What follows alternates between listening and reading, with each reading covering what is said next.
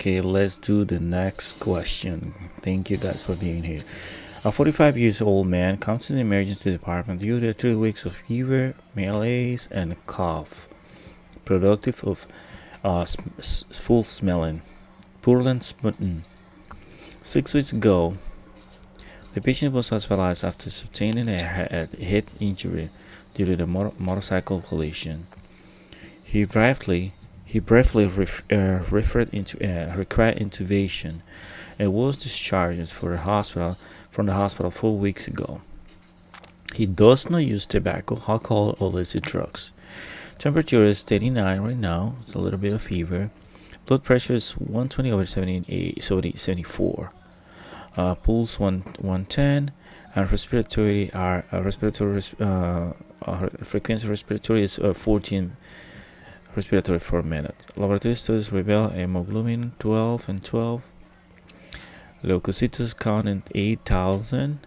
X-ray the chest show there's something here.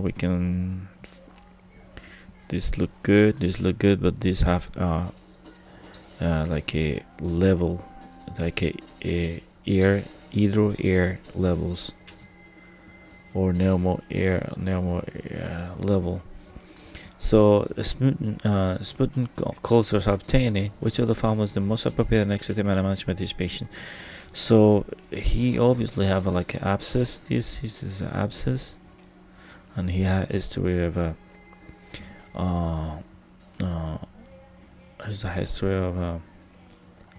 he's denied tobacco use or alcohol use, stroke. Let's see which one's the next management. Let's see. Surgical position.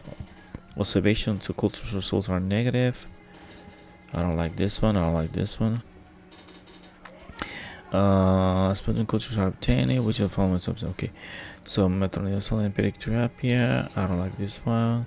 Bronchoscopy and biopsy. Ampicillin, sulbactam, empiric therapy. Should be one of those one. Let's see which one we pick. Which one you guys think it is?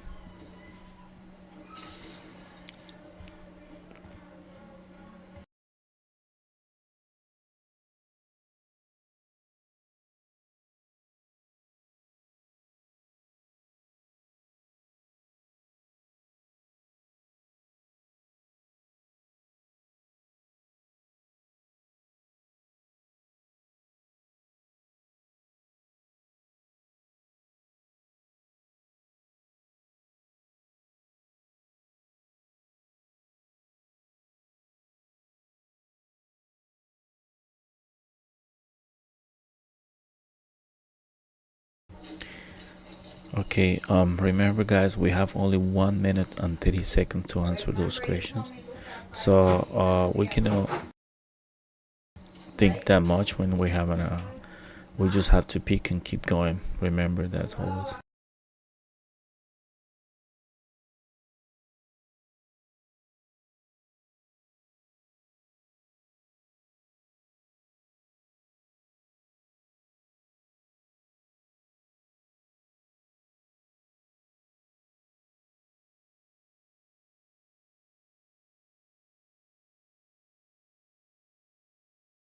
With an air fluid level indicate lung abscess. Most lung abscesses are caused by the This 2. Alternate clindamycin. Most lung abscesses are caused by the This patient's subacute fever, malaise, leukocytosis, cough productive of foul-smelling sputum, and cavitary lung infiltrate with an air fluid level indicate lung abscess. Most lung abscesses are caused by the aspiration of oropharyngeal anaerobic bacteria, e.g. Peptostreptococcus prevotella, Fusobacterium, due to swallowing dysfunction or periods of impaired consciousness, e.g. substance, alcohol use disorder, general anesthesia, head. The inoculated area develops pneumonitis, which typically evolves over 7 to 14 days into a necrotic infection, characterized radiologically by a lung cavity with air fluid level. Common manifestations include subacute fever and malaise, cough with putrid sputum, highly specific for anaerobic infection, leukocytosis, and anemia of chronic disease. Although sputum culture should be attempted anaerobically, common The inoculated area develops pneumonitis, which typically evolves over 7 to 14 days into a necrotic infection, characterized radiologically by a lung cavity with air fluid level. Common manifestations include subacute fever and malaise, cough with putrid sputum, highly specific for anaerobic infection, leukocytosis, and anemia of chronic disease. Although sputum culture should be attempted, anaerobic lung infections are difficult to identify on culture because the sample can be contaminated with other bacteria, including upper respiratory, e.g., gingival, anaerobes, during collection. Therefore, patients with suspected lung abscess generally receive empiric antibiotic therapy. Ampicillin sulbactam, or carbapenem, is used most commonly due to excellent pulmonary penetration and activity against obligative and facultative anaerobes. Clindamycin was considered a first-line agent but is now reserved for those who have beta-lactam allergy due to the risk of Clostridioides, formerly Clostridium difficile infection. Choice B. Bronchoscopy and biopsy can diagnose lung malignancy when a suspicious pulmonary lesion is present.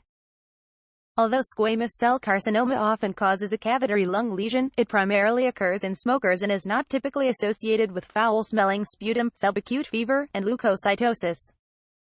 Choice C. Metronidazole has excellent efficacy against obligate anaerobes but minimal efficiency against facultative anaerobes. Because lung abscesses are often a mixture of obligate and facultative anaerobes, metronidazole is not recommended. Failure rates greater than 50%. Choice D. In patients with lung abscess, sputum culture results should be interpreted with caution due to the risk of sample contamination, including with upper respiratory flora. In addition, a lung abscess is a necrotizing infection. Observation would increase the risk of sequelae and death. Choice E. Surgical resection is sometimes required when a lung abscess does not respond to therapy or is very large, greater than 6 centimeters. However, most resolve with empiric antibiotic therapy. Educational objective: lung abscess is typically marked by subacute fever, putrid-smelling sputum, and a cavitary lung infiltrate with air fluid level in a dependent portion of the lung. Patients often have history of swallowing dysfunction or impaired consciousness. Sputum culture should be obtained but is rarely useful. Empiric treatment with ampicillin sulbactam or carbapenem is recommended.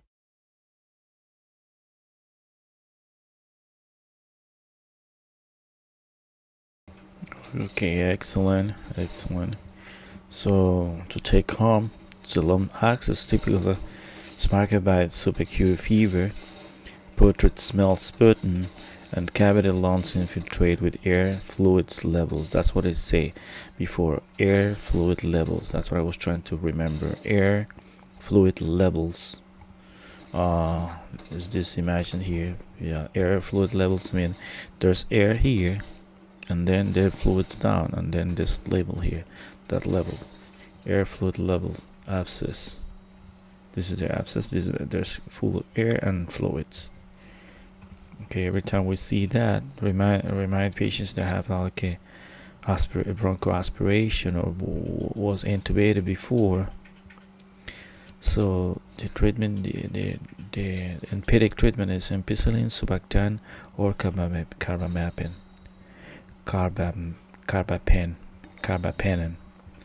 Okay, let's do one more question. Let's see the next one. This looked to be a long one. Item 5 of 10. Question ID 106664.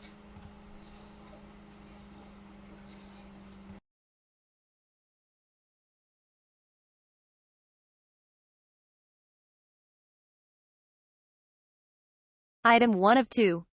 Administrators at a tertiary care hospital conduct a survey of multiple categories of operating room personnel, including surgeons, anesthesiologists, and nurses, who perform complex orthopedic procedures, e.g., hip arthroscopy.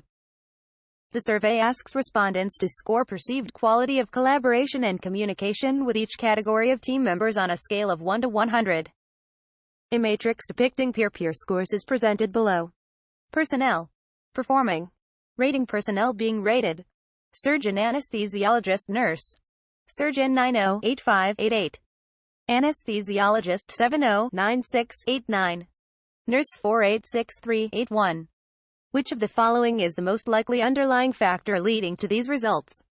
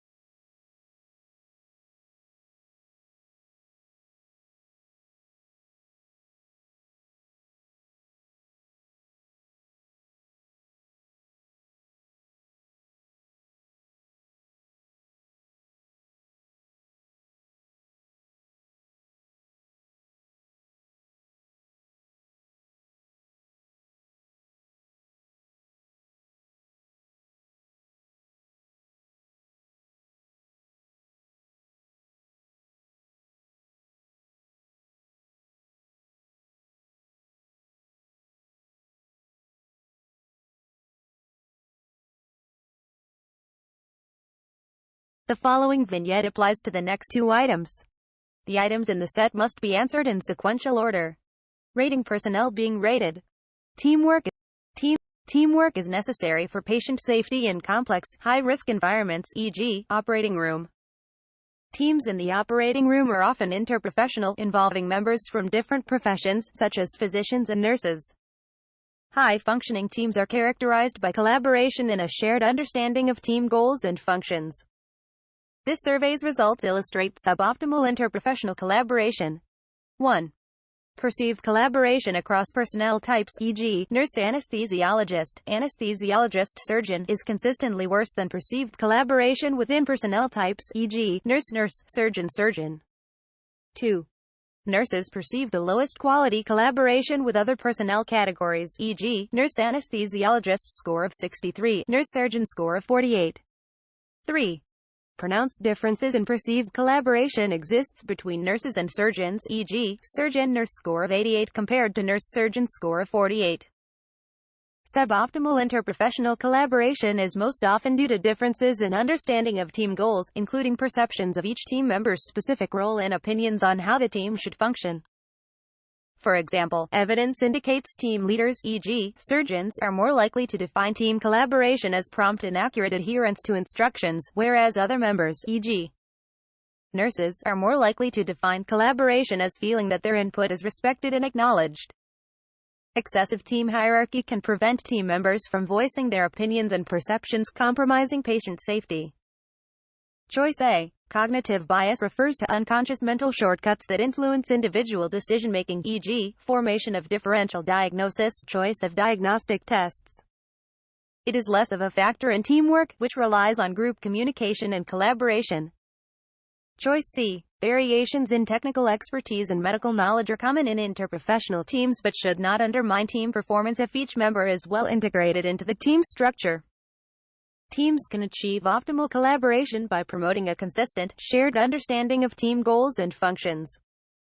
Choice D. Although fatigue and sleep deprivation can affect job performance, nurses on this team express a high perceived quality of collaboration with other nurses, suggesting that the primary difference in ratings is due to different definitions of teamwork and collaboration rather than fatigue among nurses. Educational objective. High-functioning teams are characterized by collaboration, which requires a shared understanding of team goals and functions of each team member.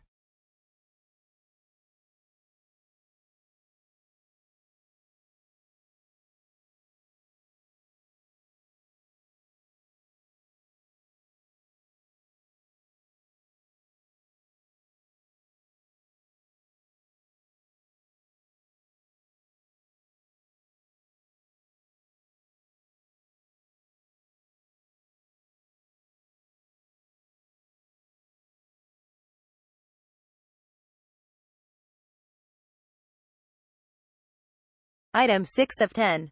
Question ID 106,006. Hospital administrators are interested in developing initiatives to improve communication and collaboration within the operative team. Which of the following interventions is most likely to address the findings revealed by the survey? A. Having anesthesiologists lead teams in lean methods for quality improvement. B. Having nurses lead portions of the perioperative team safety briefings and debriefings. C. Training nurses and surgeons in use of checklists during high-risk procedures. D. Training surgeons and nurses to use a template during handoffs and transfers. E. Training surgeons in principles of safety, vigilance and monitoring. Block time elapsed, 0 hours 32 minutes and 15 seconds. Tutor.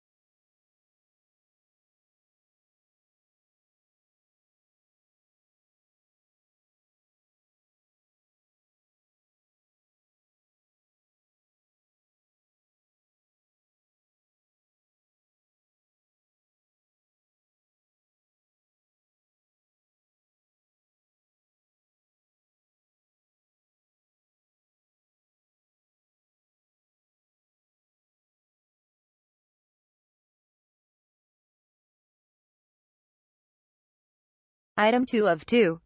Hospital administrators are interested in developing initiatives to improve communication and collaboration within the operative team. The survey results indicate that the perceived quality of collaboration is suboptimal among members of the operative team. Team debriefings are brief, interprofessional structured discussions held before or after a clinical event, e.g., before an operation following a safety incident. Evidence from high-reliability organizations, high-risk industries with excellent safety records, illustrates that debriefings optimize interprofessional collaboration by improving the following components of team functioning. 1.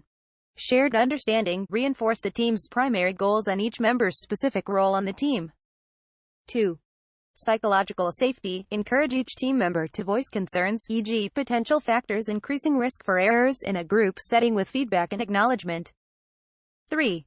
Reduce hierarchy, value every team member's role in achieving goals and promoting safety. 4. Coordination, establish action items to address concerns and ensure accurate understanding. Debriefings are typically led by 2 individuals on the team. Engaging nurses, who perceive the lowest quality of interprofessional team collaboration as co-leaders in the debriefings, provides a way for nurses to express input, engage, and share feedback with the team. This is most likely to help reduce hierarchy, e.g., with surgeon, and improve interprofessional collaboration. Choice A. Lean methods are quality improvement processes that are primarily oriented toward improving efficiency and reducing waste, e.g., extended wait times in a clinic rather than team communication. Choices C and D. Although checklists and templates are recommended for safety purposes, they are less effective in improving interprofessional collaboration. Debriefings are a superior tool for improving hierarchical barriers, psychological safety, and collaboration. Moreover, a solution involving only handoffs and transfers does not address team dynamics during procedures. Choice E. Although training and principles of safety vigilance can improve communication, interventions to address poor teamwork should involve interactions within a team, e.g., team debriefing, rather than surgeons alone. Educational objective team debriefings are interprofessional, structured discussions that can be held before or after a clinical event, e.g., prior to an operation, after a safety incident, and can improve team collaboration and achievement of shared team goals.